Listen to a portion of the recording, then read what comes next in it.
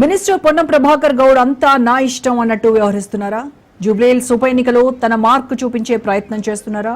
ఒక దెబ్బకు రెండు పిట్టలు అన్నట్టు స్వకార్యం స్వామి కార్యం నెరవేర్చుకునేలా బిగ్ ప్లాన్ చేశారా? జూబ్లీహిల్స్ అభ్యర్థి ఎవరనేది ఆయన చేసిన వ్యాఖ్యలు కాంగ్రెస్ పార్టీలో హీట్ పుట్టిస్తున్నాయి. హైదరాబాద్ జిల్లా ఇన్ఛార్జ్ మంత్రిగా కొనసాగుతున్న పొన్నం ప్రభాకర్ గౌడ్ జూబ్లీహిల్స్ నియోజకవర్గంలో జరగనున్న ఉప ఎన్నికపై ఇచ్చిన ఇండికేషన్స్ కాంగ్రెస్ పార్టీలో కాక పుట్టిస్తున్నాయి. BRS sitting MLA Maganti Gopinath అకాల మరణంతో జరగనున్న ఉప ఎన్నిక కోసం అధికార కాంగ్రెస్ పార్టీ, ప్రతిపక్ష బీఆర్ఎస్, బీజేపీ, మజ్లిస్ పార్టీలు గ్రౌండ్ ప్రిపేర్ చేసుకుంటున్నాయి.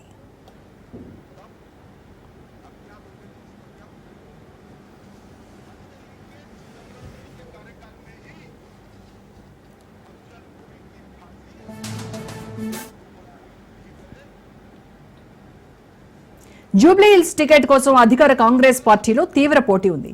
రాజధాని హైదరాబాద్ నుంచి సార్వత్రిక ఎన్నికల్లో ఒక్కటంటే ఒక్క సీటు కూడా కాంగ్రెస్ పార్టీ గెలవలేకపోయింది. రేవంత్ మంత్రివర్గంలో హైదరాబాద్ నుంచి ప్రాతినిధ్యం లేదు. బీసీ సంక్షేమ మంత్రి పొన్నం ప్రభాకర్ గౌడ్ హైదరాబాద్ జిల్లా ఇన్ఛార్జ్ మంత్రి హోదాలో రాజధాని రాజుగా అన్ని తానే చూస్తున్నారు. జూబ్లీహిల్స్ ఉప ఎన్నిక బాధ్యత కూడా అతనిపైనే పడింది. జూబ్లీహిల్స్ సీటు గెలిపించాల్సినటువంటి బాధ్యత, అనివార్యత పొన్నం ప్రభాకర్ గౌడ్ పై పడింది. వాస్తవానికి ఉమ్మడి రాష్ట్రం నుంచి నేటి తెలంగాణ రాష్ట్రం వరకు హైదరాబాద్లో రెండు సామాజిక వర్గాలకు తప్పక పదవులు కేటాయిస్తూ వస్తున్నాయి ఆయా ప్రభుత్వాలు. గౌడ, యాదవ సామాజిక వర్గాల నుంచి వీలైతే ఇద్దరికి లేదంటే ఒక్కరికి మంత్రివర్గంలో చోటు దక్కేది. కానీ కాంగ్రెస్ ప్రభుత్వం వచ్చాక హైదరాబాద్ నుంచి ఈ రెండు సామాజిక వర్గాలకు ఒక్కటంటే ఒక్క మంత్రి పదవి కూడా లేదు.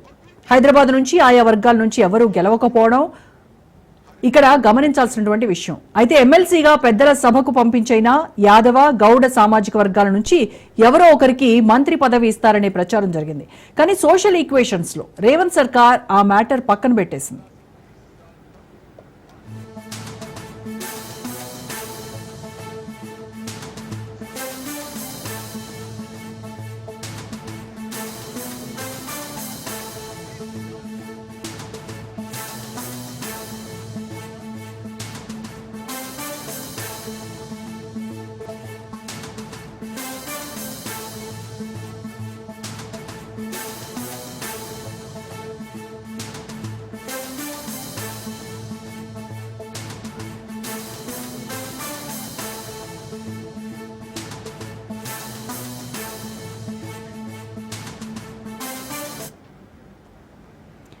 రాష్ట్ర మంత్రివర్గంలో కూడా యాదవులకు, గౌడ్లకు సరైన ప్రాతినిధ్యం లేదు.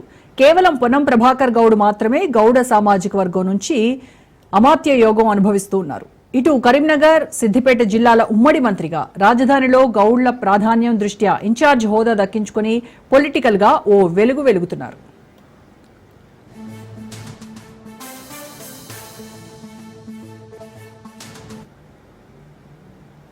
తెలంగాణ కాంగ్రెస్ సర్కార్లో ముస్లిం మైనారిటీకి కూడా మంత్రి పదవి లేదు. జూబ్లీహిల్స్ నుంచి పోటీ చేసిన అజారుద్దీన్ ఓడిపోవడంతో ఆయన ఆశలు నిరాశయ్యాయి. అయితే అనూహ్యంగా జూబ్లీహిల్స్ ఉప ఎన్నిక జరగనుండటంతో మాజీ క్రికెటర్లు మళ్లీ ఆశలు చిగురించాయి. మైనారిటీ నుంచి మరో అభ్యర్థిగా ఫిరోజ్ ఖాన్ కూడా జూబ్లీహిల్స్ బరిలో ఉండేందుకు మొగ్గు చూపుతున్నట్టు టాక్ వస్తోంది. మైనారిటీ నేతల్లో జూబ్లీహిల్స్ టికెట్ దక్కించుకుని అసెంబ్లీలో అడుగు పెడితే చాలు మంత్రిగా ఛాన్స్ దక్కుతుందనేది అందరి మధ్యలో ఉన్నటువంటి మాట. కాంగ్రెస్ అంటేనే మైనారిటీ, మైనారిటీ అంటేనే కాంగ్రెస్ ఓటు బ్యాంక్ అన్నట్టు పొలిటికల్ టాక్. దీంతో మైనారిటీలు జూబ్లీహిల్స్ సీటు దక్కించుకునేందుకు హైకమాండ్ దగ్గరున్న పలుకుబడి ఉన్నటువంటి నేతలతో లాబింగ్ చేస్తున్నారు. కాంగ్రెస్ లో ఉన్నవారే కాదు, కాంగ్రెస్ అనుకూలంగా ఉండే ఇతర పార్టీల నేతలతో కూడా సీటు కోసం చెప్పించుకుంటున్నారు మైనారిటీ నేతలు.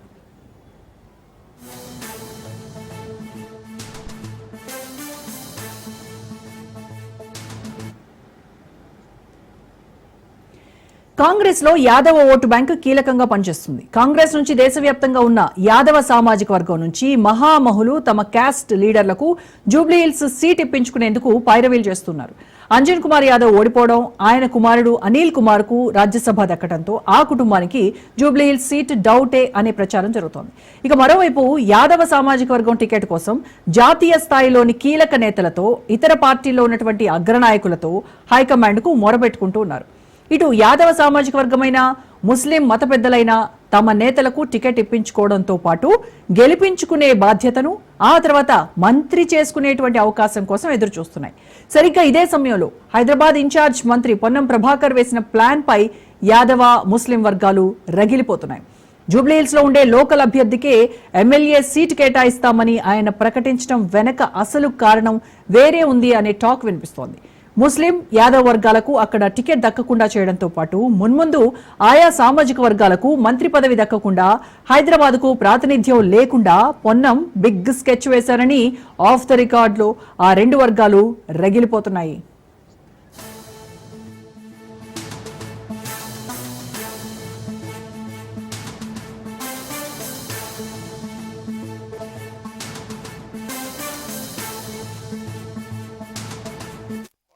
ఎంపిక మా చేయలేదు కాదు, ఏఐసిసి చూసుకుంటుంది.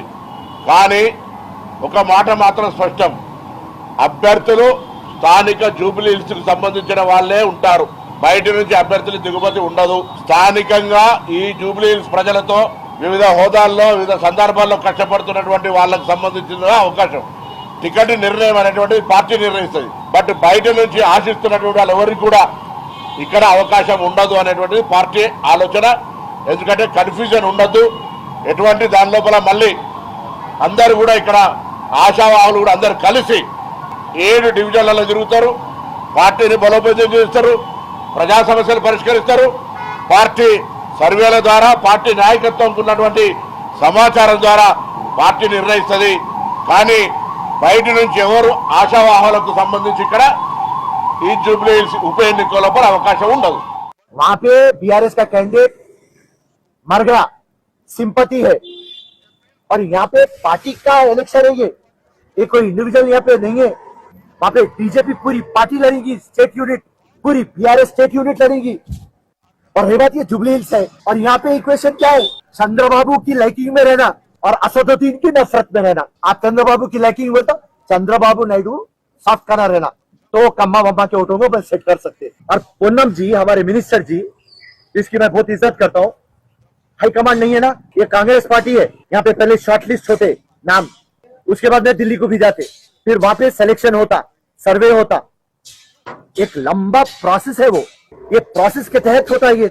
और आप बोल दे रहे हैं कि जुबलीहिल्स में जो है उनको बात कहां पे प्रॉब्लम होती, जब आप बोलते कि जुबलीहिल्स में पैदा हुआ तो चूंकू टिकट देंगे. अरे भाई, हमारे मिनिस्टर साहब जो बात बोले समझ में नहीं आया. मैं 1000 मिसाल देता हूं आपके चैनल के सामने. वायनाड में राहुल गांधी का घर था या प्रियंका गांधी का घर था, तो పొన్నం ప్రభాకర్ తన సామాజిక వర్గానికి చెందిన ఓ నేతకు టికెట్ ఇప్పించుకునేందుకే జూబ్లీహిల్స్ టికెట్ పై బహిరంగ వ్యాఖ్యలు చేశారనేటువంటి ఆరోపణలు వస్తున్నాయి. కాంగ్రెస్ పార్టీలో టికెట్ వ్యవహారం అంచెలంచెలుగా డీసీసీ, పీసీసీ, ఏఐసీసీ లెవెల్లో వడపోత ఉంటుందని, వారిని ధిక్కరించినట్టు మాట్లాడుతూ అభ్యర్థి ఫలానా వారే అవుతారని హింట్ ఇవ్వడం పార్టీ నియమావళికి విరుద్ధం అనే మాట వినిపిస్తోంది. పొన్నం ప్రభాకర్ బీసీల్లోని గౌడ సామాజిక వర్గానికి చెందినవారు. హైదరాబాద్ లో గౌడ్స్ పొలిటికల్ ఇన్ఫ్లుయెన్స్ ఎక్కువగా ఉండటం, హైదరాబాద్ ఇన్ఛార్జ్ మంత్రిగా ఉండటంతో రాజధానిపై పట్టు సాధించుకునేందుకు ప్రయత్నం చేస్తున్నట్టు కనబడుతోంది. కరీంనగర్ టౌన్ కు చెందిన పొన్నం ప్రభాకర్ గౌడ్ అనూహ్యంగా హుస్నాబాద్ నియోజకవర్గం నుంచి బరిలో నిలిచి గెలిచారు.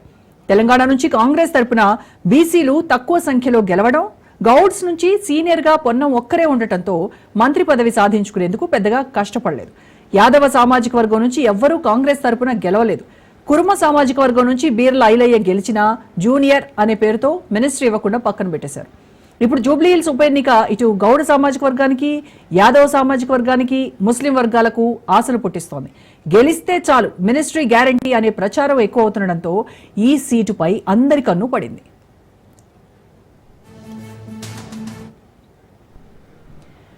Ponnam Prabhakar key role play చేస్తుండటంతో తన సామాజిక వర్గానికి చెందిన, తను పుట్టి పెరిగిన జిల్లాకు చెందిన ఓ రాజకీయ నాయకుడికి ఇక్కడ సీట్ ఇప్పిస్తారనే ప్రచారం ఇతర నేతల గుండెలు రగిలిపోయేలా చేస్తోంది.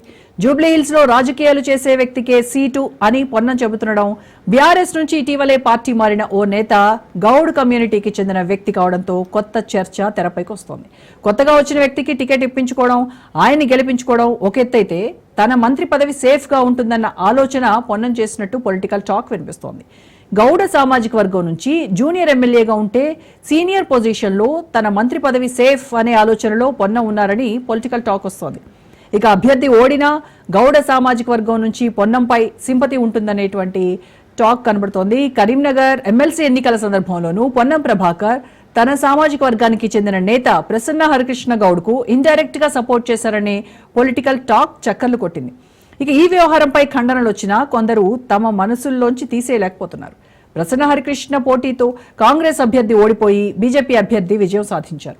కరీంనగర్ కాంగ్రెస్ ఎమ్మెల్సీ అభ్యర్థి నరేందర్ రెడ్డి ఓడిపోయి తట్టుకోలేక మీడియా ముందే వెక్కి ఏడ్చారు. ఆ సమయంలోనే నరేందర్ కు ఎవరు సహాయం చేశారు, ఎవరు వెన్నుపోటు పొడిచారు అనేది మనసులో ఉంటుందని ఓడిపోయిన ఎమ్మెల్సీ వర్గం ఆవేదన వ్యక్తం చేసింది.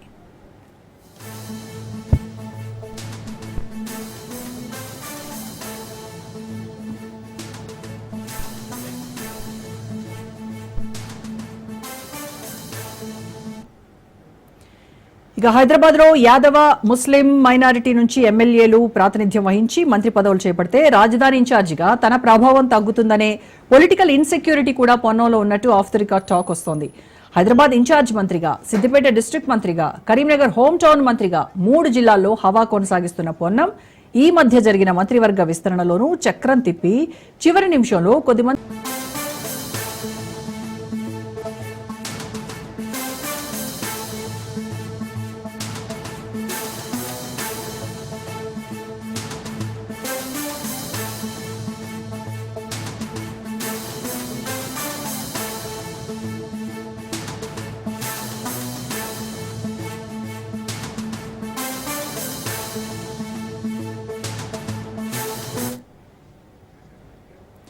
హైదరాబాద్ లో యాదవ ముస్లిం మైనారిటీ నుంచి ఎమ్మెల్యేలు ప్రాతినిధ్యం వహించి మంత్రి పదవులు చేపడితే రాజధాని ఇన్ఛార్జిగా తన ప్రభావం తగ్గుతుంది అనేటువంటి పొలిటికల్ ఇన్సెక్యూరిటీ కూడా పొన్నంలో ఉన్నట్టు ఆఫ్ ది రికార్డ్ టాక్ వస్తోంది.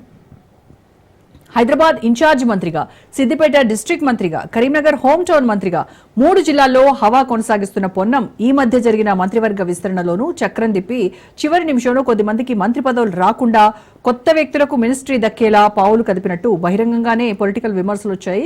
తాజాగా జూబ్లీహిల్స్ నియోజకవర్గం రూపంలో వచ్చిన ఉప ఎన్నికతో మరోసారి పొన్నం పొలిటికల్ గేమ్ స్టార్ట్ చేశారు అనేటువంటి మాటలు వినిపిస్తున్నాయి. దీనికి సంబంధించి పూర్తి ఇన్ఫర్మేషన్ మా ప్రతినిధి రత్నకుమార్ లైవ్ లో అందిస్తారు. సో రత్న, మొత్తానికి జూబ్లీహిల్స్ లోకల్ లీడర్ కే టికెట్ ఇవ్వబోతుంది పార్టీ అనేటువంటి లీకులు ఇవ్వడం వెనుక పొన్నం స్కెచ్ ఏమై ఉంటుంది? సామాజిక న్యాయమా స్వలాభమా అనే 2 అంశాల ప్రస్తావనకు వచ్చినప్పుడు ఇందులో సామాజిక న్యాయం కన్నా కూడా స్వలాభమే ఎక్కువ ఉంది అనేటువంటి విమర్శలు ప్రస్తుతం కాంగ్రెస్ పార్టీలో జరుగుతున్నటువంటి చర్చల ద్వారా చాలా స్పష్టంగా తెలుస్తుంది. మరోవైపు అదే పార్టీకి సంబంధించి ఎవరైతే ఇటు జూబ్లీహిల్స్ నియోజకవర్గంలో తను కూడా రేసులో ఉన్నానంటూ కూడా భావిస్తున్నటువంటి ఫిరోజ్ ఖాన్ మాట్లాడినటువంటి మాటలను బట్టి కూడా చాలా స్పష్టంగా తెలుస్తోంది. ఇక జూబ్లీహిల్స్ ఎమ్మెల్యే మాగంటి గోపీనాథ్ అనారోగ్య కారణాల వల్ల ఆయన చనిపోయిన తర్వాత జూబ్లీహిల్స్ నియోజకవర్గానికి ఉప ఎన్నిక అనేది అనివార్యమైంది. ఈ క్రమంలోనే ఇప్పుడు 2 పార్టీలకు సంబంధించి కూడా పలు పార్టీలు అక్కడ కన్నేశాయి. చాలా కీలకంగా ఇప్పుడు ఇది కాంగ్రెస్ పార్టీకి సవాల్గా మారింది. ఎందుకంటే మొత్తం హైదరాబాద్ లోనే ఇప్పటి వరకు కాంగ్రెస్ నుంచి గెలిచినటువంటి ఎమ్మెల్యేలు లేకపోవడం, సో హైదరాబాద్ లో కాంగ్రెస్ పార్టీకి సంబంధించి ఒక పట్టు అనేది లేదు. కాబట్టి ఇక్కడ ఖచ్చితంగా పట్టు నిలుపుకోవాలనేటువంటి భావిస్తూనే ఇప్పుడు ఈ జూబ్లీహిల్స్ నియోజకవర్గాన్ని చాలా పట్టుదలగా ఇక్కడ ఖచ్చితంగా తమ అభ్యర్థిని నిలబెట్టుకుని గెలవాలనేటువంటి ప్లాను కాంగ్రెస్ పార్టీ చేస్తోంది. ఇక ఈ క్రమంలోనే ఒకవైపున పార్టీ తమ పార్టీకి సంబంధించినటువంటి ఎమ్మెల్యేను గెలిపించుకోవాలని భావిస్తున్న నేపథ్యంలోనే మరోవైపు మంత్రి పొన్నం ప్రభాకర్ గౌడ్ తన మనుషులే గెలవాలనేటువంటి స్వలాభం కోసం ఆలోచిస్తున్నారు అనేటువంటి విషయాలు కూడా ఇప్పుడు అనేక విమర్శలకు దారితీస్తున్నాయి. ఇందులో ఆయన ఏదైతే ఇటీవల ఒక మీడియా సమావేశంలో మాట్లాడుతూ ఒకవైపున అదే నియోజకవర్గంలో పోటీ పడుతున్నటువంటి నవీన్ యాదవ్ను, మరోవైపు గతంలో పోటీ చేసి ఓడిపోయినటువంటి అజారుద్దీన్ ఇద్దరిని చెరోవైపు పెట్టుకొని ఆయన మాట్లాడినటువంటి మాటలు స్థానికంగా ఉన్న నేతకు మాత్రమే సీట్ ఇస్తాము అనేటువంటి విషయం చెప్పిన తర్వాత దీని మీద పలువురు ఆగ్రహం వ్యక్తం చేస్తున్నారు. మరోవైపు నాంపల్లి నుంచి పోటీ చేసి ఓడిపోయినటువంటి ఫిరోజ్ ఖాన్. సో ఇక్కడ యాదవ సామాజిక వర్గం, ముస్లిం మైనారిటీ సామాజిక వర్గం, ఈ 2 సామాజిక వర్గాలకు చెందినటువంటి నేతలు అక్కడ ఎలాగైనా పోటీ చేసి గెలవాలని తహతహలాడుతున్నటువంటి సందర్భంలో ఇప్పుడు స్థానికులకే ఇస్తానన్నట్టు చెప్పిన విషయం వెనకాల ఖచ్చితంగా ఇందులో పొన్నం ప్రభాకర్ గౌడ్ యొక్క స్వలాభం ఉంది. ఆయన వ్యక్తిగత ఉపయోగాల కోసమే ఈ రకమైనటువంటి ఆలోచనలు చేస్తున్నారు అనే విమర్శలు వస్తున్నాయి. ఇక ఇందులో ఇప్పటికే జూబ్లీహిల్స్ నియోజకవర్గం నుంచి కాంగ్రెస్ పార్టీ తరఫున బరిలోకి దిగాలని చూస్తున్నటువంటి ఫిరోజ్ ఖాన్ కొన్ని హాట్ కామెంట్స్ చేయడం జరిగింది. అసలు స్థానికత అనేటువంటి విషయం చెప్పడానికి పొన్నం ప్రభాకర్ గౌడ్కు ఏ అధికారం ఉంది? కరీంనగర్ లో ఉన్నటువంటి పొన్నం ప్రభాకర్ గౌడ్ ఆయన హుస్నాబాద్ నుంచి పోటీ చేసి గెలిచారు. కేవలం ఆయన మాత్రమే కాదు, కాంగ్రెస్ పార్టీకి పెద్దలైనటువంటి సోనియా గాంధీ కావచ్చు, రాహుల్ గాంధీ కావచ్చు, ప్రియాంక గాంధీ వీళ్ళందరూ కూడా తమ స్థానికతను గమనించుకొని అక్కడే ఉండి పోటీ చేశారా? మొత్తం వాళ్ళకు కుదిరిందాన్ని బట్టి, పరిస్థితులను బట్టి వేరు ప్రాంతాలకు వెళ్లి పోటీ చేసి గెలవలేదనేటువంటి ప్రశ్నలు కూడా కురిపించడం జరిగింది. సో ఈ క్రమంలోనే తను మాట్లాడుతూ అసలు స్థానికత అనేటువంటి విషయం కన్నా వ్యక్తిగత స్వేచ్ఛ, అంటే ఆయన స్వలాభం కోసం మాత్రమే, వ్యక్తిగత లాభం కోసం మాత్రమే పొన్నం ప్రభాకర్ గౌడ్ ఈ వ్యాఖ్యలు చేశారనేటువంటి బహిరంగ విమర్శనే ఫిరోజ్ ఖాన్ చేయడంతో అసలు ఇందులో పొన్నం ప్రభాకర్ గౌడ్ యొక్క స్ట్రాటజీ ఏంటనేది పలువురు ఆలోచించడం మొదలుపెట్టారు. ఇక ఇందులో ముఖ్యంగా ఇండైరెక్ట్ గాను డైరెక్ట్ గాను అనేక రకాలుగా తెలుస్తున్నటువంటి విషయాలను బట్టి యాదవ సామాజిక వర్గాన్ని, మరోవైపున ముస్లిం మైనారిటీ సామాజిక వర్గాలకు సంబంధించినటువంటి నేతలు ఒకవేళ ఇక్కడ పోటీ చేస్తే ఖచ్చితంగా వారికి మంత్రి పదవి దక్కుతుందనేటువంటి విషయం అనేది చాలా స్పష్టంగా తెలుస్తుంది. ఎందుకంటే హైదరాబాద్ లో ఇప్పటి వరకు ఆ సామాజిక వర్గాలకు సంబంధించి పట్టు అనేది లేదు. ఒకవైపున ఎంఐఎం పార్టీ నుంచి అటు అజ్దుద్దీన్ బ్రదర్స్ చాలా సంఖలో కుంపటిలాగా మారారు, వారిని కదిలించలేనటువంటి పరిస్థితి ఉంది. ఒకవైపున తమ పార్టీకి సంబంధించినటువంటి నేతల్లోనేమో వాళ్ళు ఓటమికి గురవుతున్నారు. కాబట్టి ఖచ్చితంగా ఒక బలమైనటువంటి నేతను నిలబెట్టుకుని ఇక్కడ గెలిపించుకుంటే రేపటి రోజున కేబినెట్ లో మార్పులు చేసినప్పుడు, మంత్రివర్గ విస్తరణ కావచ్చు, లేకపోతే మంత్రివర్గంలో మార్పులు చేసినటువంటి సందర్భంలో ఖచ్చితంగా గెలిచినటువంటి వ్యక్తికి మంత్రి పదవి దక్కుతుందనేటువంటి భావన ప్రతి ఒక్కరు. అంటే ఒక నిమిషం కేబినెట్ లో ఇంకా 3 మంత్రి పదవులు ఖాళీగా ఉన్నాయి. ఒకవేళ కేబినెట్ ఎక్స్పాన్షన్ అయినప్పటికీ కూడాను ఎందుకు ఇంత ఇన్సెక్యూరిటీకి లోన్ అవుతున్నాడు పొన్నం ప్రభాకర్? అంటే తన పనితనం మీద ఆయనకే నమ్మకం లేదా? అంటే ఖచ్చితంగా ఊస్టింగ్ తనదే, ఆయన పదవి పోతుంది, మంత్రి పదవి పోతుంది, ఆయన ప్లేస్ లోకి మళ్ళీ ఇప్పుడు కొత్తగా ఎవరైతే ఎన్నికవుతారో వాళ్ళకి మంత్రి పదవి తథ్యం అనేటువంటి ఆలోచనలో ఆయనకు వెళ్ళిపోయారు అంటారా? ఖచ్చితంగా. ఎందుకంటే పొన్నం ప్రభాకర్ మొదటి నుంచి కూడా ఆయన పనితీరును గమనిస్తే ఖచ్చితంగా ఆయనకి ఒక వెనక స్థానమే దక్కుతుంది. అలా కాకుండా సామాజిక వర్గానికి సంబంధించినటువంటి ఈక్వేషన్స్ ను గమనించినప్పుడు ఆ రకమైనటువంటి ముందడుగులో మాత్రమే ఉండరు తప్ప పనితనానికి సంబంధించి కూడా ఇప్పటి వరకు కూడా ఆ ఈక్వేషన్స్ లో ఏనాడు ముందున్నది లేదన్నటువంటి విమర్శలు కూడా ఆయన మీద ఉన్నాయి. ఎందుకంటే 2014లో పోటీ చేసినప్పుడు ఆయన ఓడిపోవడం జరిగింది. 2018లోను 19లోను ఎమ్మెల్యేగా, ఎంపీగా పోటీ చేసి పలుసార్లు ఓడిపోవడం జరిగింది. స్థానికంగా ఉన్న తర్వాత జిల్లాల ఎక్స్పెన్షన్ లోను, మరోవైపు ఇప్పుడు కరీంనగర్ నుంచి హుస్నాబాద్ వచ్చిన తర్వాత మాత్రమే మొన్న జరిగినటువంటి ఎన్నికలలో ఆయన గెలవడం జరిగింది. సో ఇదంతా కూడా సీనియర్ అవ్వడం, మొదటి నుంచి కూడా పార్టీలో చాలా, అంటే పార్టీలో మాత్రమే ఉన్నటువంటి వ్యక్తిగా భావించి, పైగా ఆ సామాజిక వర్గంలోనే సీనియర్ అనేటువంటి ఈక్వేషన్స్ ను ఫాలో అయిన తర్వాత మాత్రమే మంత్రి రేసులోకి వచ్చి ఆయన ఇందులో పెద్దగా కష్టపడింది కూడా లేదు. కేవలం గౌడ్ బీసీ ఈక్వేషన్ కార్డును పట్టుకొని కాంగ్రెస్ పార్టీలో సీనియర్ లీడర్ అన్న ఒక ఆ ఈక్వేషన్స్ తో మాత్రమే మంత్రి అయ్యారనేటువంటి ఆరోపణలు కూడా ఆయన మీద ఉన్నాయి. ఇక పనితనానికి సంబంధించి కూడా ఒక పెద్ద క్వశ్చన్ మార్క్ గా మారింది. ఇక ఇటు వైపున కరీంనగర్ లో కావచ్చు, ఇటు హుస్నాబాద్, సిద్దిపేట ప్రాంతాలతో పాటు ఇప్పుడు హైదరాబాద్ జిల్లాకు ఇన్ఛార్జ్ గా ఉన్నారు. కాబట్టి ఇప్పుడు ఇక్కడ తన యొక్క ప్రాతినిధ్యాన్ని, తన ప్రభావాన్ని పెంచుకోవాలనే ప్రయత్నాలు చేస్తున్నారు మంత్రి పొన్నం ప్రభాకర్ గౌడ్ అనేటువంటి విషయాలు తెలుస్తున్నాయి. అందుకోసమే ఇప్పుడు యాదవ సామాజిక వర్గాన్ని, అలాగే మరోవైపున ఇటు మైనారిటీ సామాజిక వర్గాలకు సంబంధించి వీళ్లను పక్కన పెట్టి తన సామాజిక వర్గానికి చెందినటువంటి ఒక వ్యక్తిని, గతంలో కార్పొరేటర్లుగా పనిచేసినటువంటి వ్యక్తులను ఇప్పుడు లైమ్ లైట్ లోకి తీసుకొచ్చి వాళ్లను గెలిపించేందుకు ప్రయత్నాలు చేస్తున్నారు అనేటువంటి విషయం కూడా తెలుస్తుంది. అయితే ఈ రకమైనటువంటి ప్రయత్నాలు చేయటం వెనకాల కూడా ఖచ్చితంగా అదే ఆయన సామాజిక వర్గానికి ఏమన్నా న్యాయం చేసేటువంటి ప్రయత్నంలో భాగంగానే ఇలా చేస్తున్నారంటే అది కూడా కాదు. కేవలం ఒకవేళ తన సామాజిక వర్గానికి సంబంధించినటువంటి వ్యక్తిని కనుక పోటీలో నిలిపితే ఆయన కన్నా జూనియర్ అవుతారు, అప్పుడే కొత్తగా గెలిచినటువంటి వ్యక్తి కాబట్టి, హైదరాబాద్ లో తిరిగి తనే సపోర్ట్ చేస్తే వచ్చినటువంటి వ్యక్తి కాబట్టి మరలా తానే చక్రం తిప్పొచ్చు. ఇప్పుడు తను ఉన్నటువంటి నియోజకవర్గాలకు సంబంధించి ఇప్పుడు తను బయటికి తీసుకొస్తున్నటువంటి వ్యక్తి కూడా ఎవరినైతే సపోర్ట్ చేస్తూ ఆయన సామాజిక వర్గానికి సంబంధించినటువంటి వ్యక్తి ఎవరినైతే ఇటు జూబ్లీ హిల్స్ కాన్స్టిట్యున్సీలో అభ్యర్థిగా పోటీలో నిలిపేందుకు ప్రయత్నాలు చేస్తున్నారో ఆ వ్యక్తి ఇటు పొన్నం ప్రభాకర్ గౌడ్ కు స్థానికంగా ఉన్నటువంటి ఆయన సొంత నియోజకవర్గాలకు సంబంధించినటువంటి వ్యక్తిగా తెలుస్తుంది.